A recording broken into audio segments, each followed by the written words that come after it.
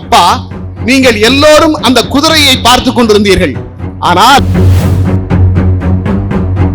என்னுடைய மகன் இந்த உலகத்தின் நம்முடைய குழந்தைகள் நம்மை விட புத்திசாலிகள். எனக்கு இன்னைக்கு வரைக்கும் ட்ரெயின்ல டிக்கெட் போட தெரியும். நான் நினைக்கிறேன், எனக்கு தெரிந்த ஒரு இந்தியாவின் இன்று புகழ்பெற்ற மனிதர் அவர். ஆசிரியரின் குழந்தைகள் பெரும்பாலும் சரித்திரம் படிக்கிறார்கள். அப்பா, எனக்கு ஸ்டேட்லயே 4வது ரேங்க் கிடைச்சிருக்கு. அப்பா என்ன சொன்னார் தெரியுமா? வறுமை பெங்களூர் IITயில் சேர்ந்து படிக்க விடவில்லை. 20 நூற்றாண்டு வரலாறு கொண்டது நம் தமிழ் மொழி.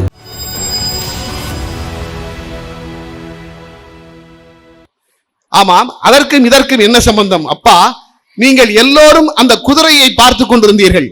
ஆனால் அந்த குதிரை வியாபாரி செய்த ஒரு செயலை நீங்கள் யாரும் கவனிக்கவில்லை. அப்படி என்ன செய்தான் என்று மன்னர் மகனிடம் கேட்கிறார். அலெக்சாண்டர் சொல்கிறான், அப்பா, அந்த குதிரை வியாபாரி முதலில் அந்த குதிரையை சூரியனை பார்த்து நிறுத்தி வைத்திருக்கிறார். சூரியனை பார்த்து நிறுத்தி வைத்திருக்கிறான். அதற்கு பிறகு அந்த வீரன் வருகின்ற பொழுது வலுக்கட்டாயமாக அதை திருப்புகிறான். சூரியனுக்கு எதிர் திசையிலே திருப்புகிறான். அதனால் அந்த குதிரையினுடைய கரிய நிழல் கீழே விழுகிறது. தன்னுடைய கரிய நிழலை பார்த்தவுடன் குதிரை மிரண்டு விடுகிறது. மிரண்டு போன குதிரை பக்கத்தில் யார் வந்தாலும் எட்டி உதைக்கும் அல்லவா? அப்படித்தான் அந்த 2 வீரர்களையும் எட்டி உதைத்தது.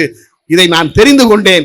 அதனால் தான் அந்த வீரன் குதிரையை திருப்புவதற்கு முன்பாக நான் குதிரையின் மீது மேலே ஏறி அமர்ந்து அவருடைய கடிவாளத்தை எட்டி பிடித்தேன். அப்படித்தான் நான் குதிரையை அடைக்கிறேன் என்று சொன்னார்.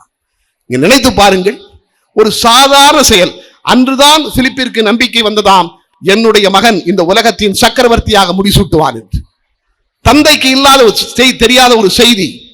அப்படித்தான் நம்முடைய குழந்தைகள் நம்மை விட புத்திசாலிகள்.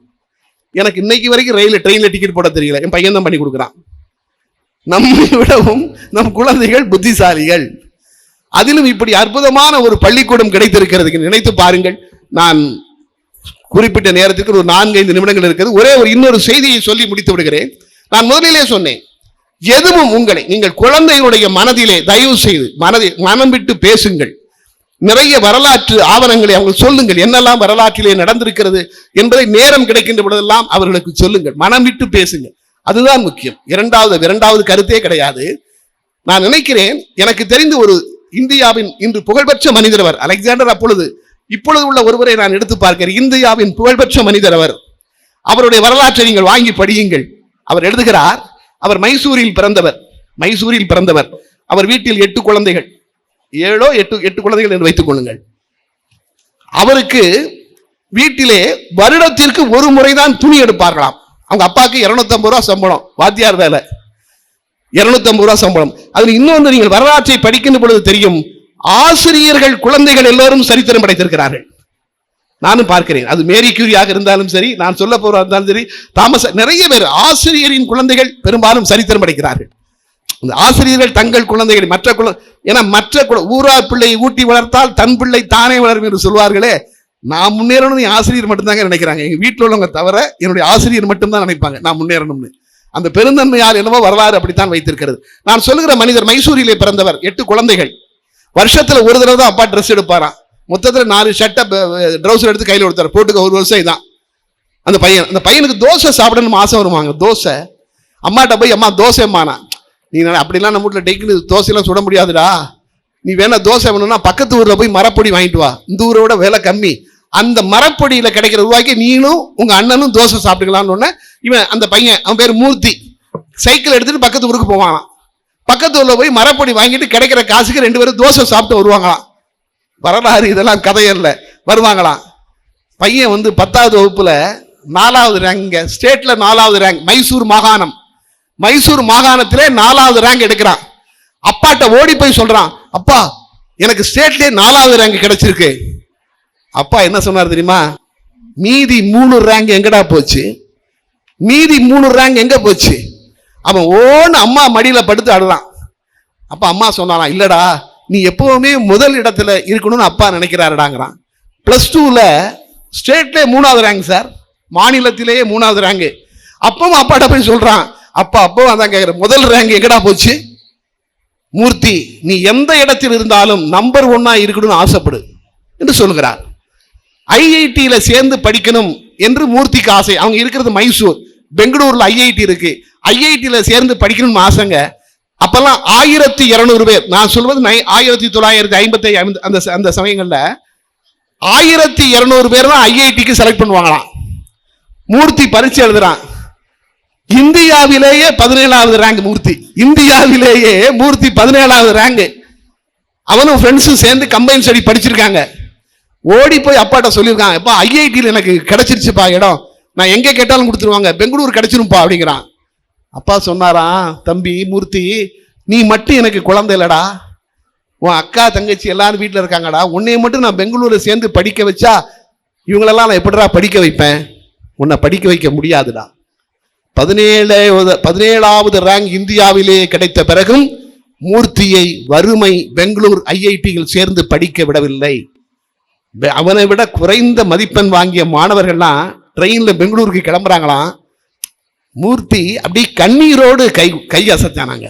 அவன் கை அசைக்க அசைக்க கண்ணில் இருந்து நினைக்கின்ற பொழுது எனக்கே அப்படி இருக்கு, கண்கள் இருந்து கண்ணீர் வழியுது. வறுமை பாருங்க, இவ்வளவு கொடுமை பாருங்க. ஆனாலும் அந்த மூர்த்தி அசரலைங்க.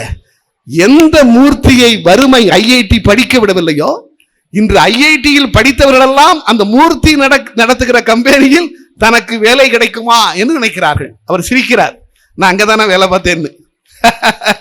அதாவது இந்தியா தொழில்நுட்பத்தில் ஒரு வல்லரசாக இருப்பதற்கு யாரையேனும் ஒருவரை நோக்கி கை நீட்ட வேண்டும் என்றால் நீங்கள் இன்போசிஸ் அதிபர் நாராயண மூர்த்தியை நோக்கித்தான் கை நீட்ட வேண்டும் என்று சொல்கிறார்களே, அந்த நாராயண மூர்த்தி தான் அப்படி வறுமையால் பாதிக்கப்பட்டவர். அதற்கு பிறகு உள்ளூர் பெங்களூர் இன்ஜினியரிங் காலேஜில் படிச்சாரு, ஃபர்ஸ்ட் ரேங்க் வந்தாரு, அவருக்கு ஸ்காலர்ஷிப் கிடைச்சது. ஐஐடி கான்பூர் ஐஐடியில் மாஸ்டர் டிகிரி முடிச்சார். அதெல்லாம் வராது, சரித்திரம். நினைத்து பாருங்கள்.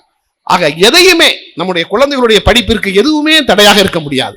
அதனால் என்னுடைய வணக்கத்திற்குரிய பெரியவர்களே, தாய்மார்களே, ஒரு அற்புதமான பள்ளிக்கூடம் உங்களுக்கு கிடைத்திருக்கிறது. எனக்கு மட்டும் ஒரு வரம் இருந்துன்னா மறுபடியும் குழந்தையா மாதிரி அம்பாள் ஸ்கூல்ல சேர்ந்துருவேன். அதிலும் நம்ம கேசவ் அவர்கள் 4 நாளாக என்னோட தொலைபேசியில பேசிக்கொண்டே இருக்கிறார். இந்த தொலைபேசி என்பது முதலமைச்சர் இருந்து எல்லோருக்கும் என்னை தெரியும், அது வேறு. எல்லோரும் பேசுகிற ஒரு தொலைபேசி என்றே வைத்துக் கொள்ளுங்கள். ஆனால் கேசவ் பேசுகின்ற பொழுதே நீங்க உண்மையிலே ஒரு செல்போன்ல என்ன ரிங்டோன் வச்சிருக்கே அந்த ஆளை கண்டுபிடிச்சிடலாங்க. அந்த ஆள் என்ன டைப்னு, என்ன ரிங்டோன் வச்சிருக்கான்னு பார்த்துட்டு அந்த ஆளை கண்டுபிடிச்சிடலாம். இப்போ ஒரே ஒரு செய்தியை மட்டும் சொல்லி முடிக்கிறேன். தமிழன் தமிழை பற்றி நிறைய சொல்லிக்கொண்டே போகலாம். செம்மொழி அதெல்லாம் சொன்னாங்க. அது பெரிய பட்டியல். 1ஆம் நூற்றாண்டில் தொல்காப்பியம், 2ஆம் நூற்றாண்டில் சங்க இலக்கியங்கள், 3ஆம் நூற்றாண்டில் திருவாசகம், 4ஆம் நூற்றாண்டில் ஆசாரக்கோவை, 5ஆம் நூற்றாண்டில் பெருங்காதை, 6ஆம் நூற்றாண்டில் கல்லாடம், 7-8 நூற்றாண்டில் தேவார பாடல்கள், 9ஆம் நூற்றாண்டில் ஆழ்வாரடிகளின் பக்தி பாசுரங்கள், 10ஆம் நூற்றாண்டில் சீவக சிந்தாமணி, 11ஆம் நூற்றாண்டில் பெரிய புராணம், 12ஆம் நூற்றாண்டில் முற்பகுதியில் கந்தபுராணம், பிற்பகுதியில் கம்பராமாயணம், 13ஆம் நூற்றாண்டில் சிவஞான போதம், 14ஆம் நூற்றாண்டில் தலபுராணங்கள், 15ஆம் நூற்றாண்டில் வில்லிபுத்தூரார் பாரதம், 16ஆம் நூற்றாண்டில் திருவிளையாடற் புராணம், 17ஆம் நூற்றாண்டில் தேம்பாவணி சீரா புராணம், 18ஆம் நூற்றாண்டில் தாயுமானவர் பாடல்கள், 19ஆம் நூற்றாண்டில் வள்ளலார் பாடல்கள், 20ஆம் நூற்றாண்டில் மகாகவி பாரதி பாடல்கள் என்று 20 நூற்றாண்டு வரலாறு கொண்டது நம் தமிழ் மொழி. அதெல்லாம் பெரிது. நான் சொல்லுவது சின்ன விஷயம், சொல்லி முடிக்கிறேன். உள்ளங்கை நெல்லிக்கனி போல என்று ஒரு மரபு தொடர் நம் தமிழன் வைத்திருக்கிறான். உள்ளங்கை நெல்லிக்கனி போல நம்மளும் வாக்கியம் அமைச்சு நம்மளும் எழுதியிருக்கோம் வகுப்புலாம் படிக்கும் போது. உள்ளங்கை நெல்லிக்கனி போல விளங்கியது. ஏன் உள்ளங்கையில நெல்லிக்கனி இருந்தா தான் விளங்குமா? தெரியுமா? உள்ளங்கையில நாவல்கனி இருந்தா தெரியாதா? உள்ளங்கையில எலுமிச்சங்கனி இருந்தா தெரியாதா? ஏன் உள்ளங்கை நெல்லிக்கனி என்று என் தமிழன் சொன்னான். நினைச்சு ஒரு சாதாரண விஷயங்க. நான் இலங்கையில போய் உட்கார்ந்துருக்கேன். இலங்கை ஜெயராஜ் அதை பேசுறாரு. திருச்சியை சார்ந்த பேராசிரியர் ராதாகிருஷ்ணன் தான் இதற்கு பொருள் சொன்னார்னு சொல்றாரு. இலங்கையில இது மட்டும் நான் சொல்லி நிறைவு செய்கிறேன். அதாவது ஒரு விஷயத்தை நீங்க புரிஞ்சுக்கணுங்கிறக்காக சொல்றேன். உள்ளங்கை நெல்லிக்கனினா, நெல்லிக்கனியில வெளியே கோடு இருக்கும், பாக்குறோம். வெளியே கோடு, உள்ள விதை இருக்கு. உள்ள விதை மேடு வெள்ளமா இருக்கு.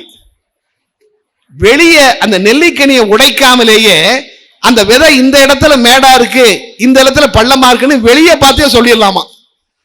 ஒரு மனிதனுடைய வெளித்தோற்றத்தை வைத்தே, ஒரு மனிதனுடைய புறத்தோற்றத்தை வைத்தே அகத்தோற்றம், இந்த ஆள் இப்படிப்பட்டவன் அப்படின்னு சொல்லிடலாமா? அதனாலதான் உள்ளங்கை நெல்லிக்கனி போல என்று என் தமிழன் சொன்னான் என்று சொல்கிறார்கள். ஒரு சாதாரண மரபு தொடர் கூட எவ்வளவு யோசனை, ஒரு ஆழ்ந்த யோசனையை வைத்திருக்கிறார்கள். அதுதாங்க நம்முடைய தமிழ் மொழி. ஆக அந்த தமிழ் மொழியினுடைய இலக்கியங்களையும் நீங்கள் குழந்தைகளுக்கு கற்றுக் கொடுக்க வேண்டும் என்று சொல்லி அதாவது நான் கூட சொல்வேன், என் வயிற்றுக்கு பொறியியல், இதயத்திற்கு இலக்கியம், அந்த இரண்டு தான் என்னை வளர்க்கிறது. அப்படி ஒரு அற்புதமான அது இரண்டையும் தரக்கூடிய உங்கள் ஒரு நிறைவான ஒரு பள்ளிக்கூடத்திலே நீங்கள் உங்கள் குழந்தைகளை சேர்த்திருக்கிறீர்கள். உங்கள் அத்தனை பேர்களும் வணக்கங்களையும் வாழ்த்துக்களையும் தெரிவித்து மீண்டும் நான் ஒரு முறை உங்களை எல்லாம் சந்திப்பதற்கு வாய்ப்பினை அந்த இறைவனும் தமிழும் எனக்கு கொடுப்பார்கள் என்ற நம்பிக்கையோடு விடைபெறுகிறேன். நன்றி, வணக்கம்.